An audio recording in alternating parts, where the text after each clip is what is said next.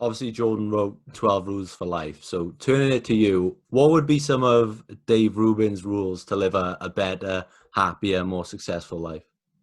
Yeah, well, I do some of this. I don't lay out rules in the steadfast way that Jordan does in 12 Rules, but chapter 10 of Don't Burn This Book, I do lay out some of the techniques that have been helpful to me.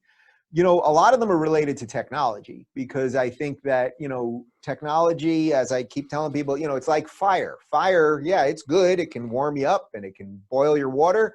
It can also burn you, and, you know, a fire can cause your house to burn down. So it is what it is, and it's up to you to use it for good and bad. I think social media has done amazing things. Here we are talking right now, like, that's pretty great. But at the same time, you can get addicted to it. You can get sucked into it. The misinformation, the obsession, all of those things are real. Those things are real. So one of the things that I tell people, well, you know, I do August off the grid, where I have no phone, no news, no current events, no nothing. And it's 1 month out of the year, 1 out of the 12 months that I take to reset and get a little perspective and come back feeling fresh and ready to go. And it's been very helpful for me. I know that not everybody can do that. But, you know, if you just try not to be on the machines on the weekend, I try my hardest not to really be on there. I try not to tweet on the weekends. Every now and again I do. I'm not saying these are like, you know, biblical rules that, you know, 10 commandments here. But if you try to control these things, you know, don't bring your phone in your bedroom. Your phone shouldn't be the last thing you see before bed and the first thing you see in the morning. Little things like that, I think can help people get back to, well, it's just getting back to living the way we lived 20 years ago, which in retrospect maybe wasn't that bad. A lot of top performers that I've spoken to on this show anyway, so, you know, could be athletes, businessmen, psychologists, a lot of them seem to say, don't watch the news and just focus on what you can control and your inner circle. What extent do you think we should allow politics to drive our life, and how involved do you think the everyday person should be in it? Yeah, you know, there's a lot of truth to that, but you can't exclude it altogether. You know, you hear a lot of people say, I don't care about politics. Well, the answer, of course, is, well, politics cares about you.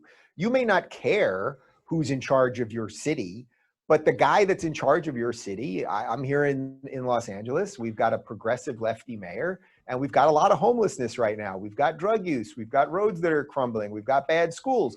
These are not disconnected from the fact that we voted in these people. So you could say, well, I don't care about politics. I'm only going to work. I could say it right now. I could say, you know what? I don't care about what's happening in my city. I'm just going to keep doing my show and blah, blah, blah. Well, that is kind of limiting right there. Like, you're going to suddenly go, well, oh, now the road in front of my house, you know, is all busted up, and the gas line's exploding, and, you know, whatever, the litany of other problems that could occur. So I think you have to care at some level, but you don't want to be consumed. There are some people that are going to be consumed by it. There are some people that are going to want to be, that are going to use it as their whole worldview. I think that leads to a lot of misery, actually. Politics shouldn't be your worldview. It should be a specific lens, but you need to have a deeper philosophical or religious worldview behind that, whatever that is for you.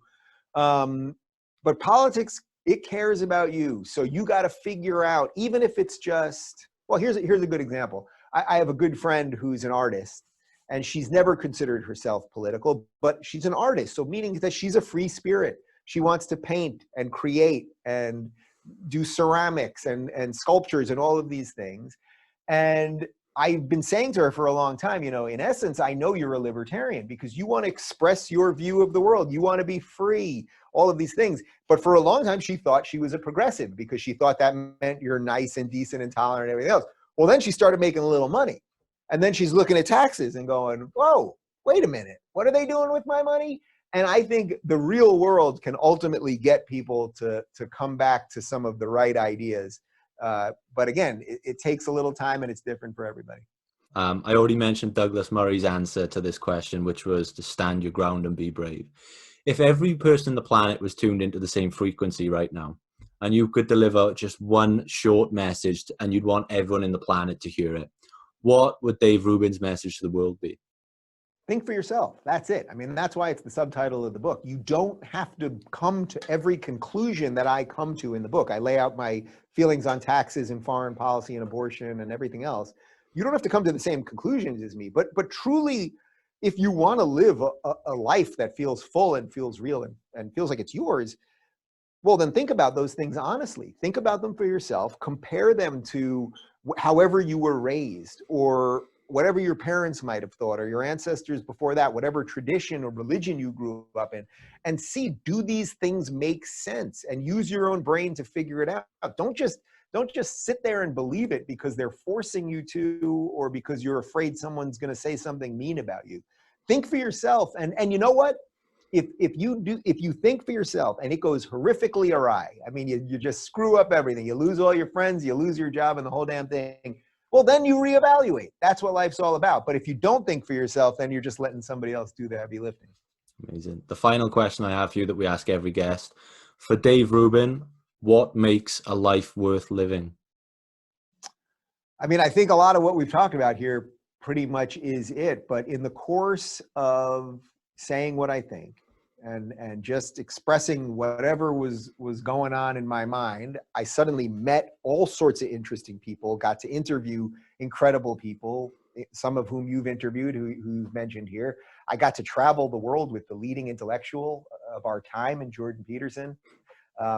People every day say nice things to me. But by saying what I think, it opened up doors that were unimaginable to me. I got to meet comedians who I've loved and musicians who I've loved. I've had people who I've admired, athletes that I've admired, who I found out later were fans of mine. I've started a business and I employ people, and we live in a house that we want to live in, and I have the material stuff that I want. Not that it's about that, but pretty much have the stuff that I want.